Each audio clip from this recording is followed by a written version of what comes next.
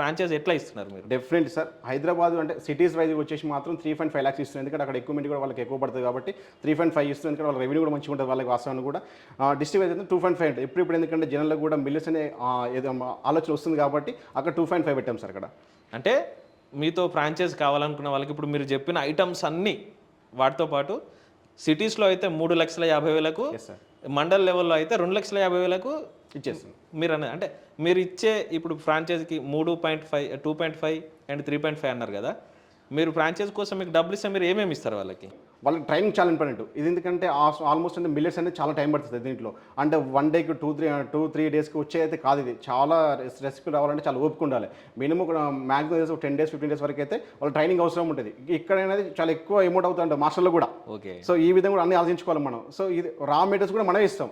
మార్కెట్లో ఉన్న అన్నిటికంటే కూడా మన కంపెనీ తరపు నుంచి రా మెటీరియల్ వాళ్ళు చాలా తక్కువ ధరలో వస్తారు. వాళ్ళు బయట తీసుకోవాల్సిన అవసరం కూడా లేదు.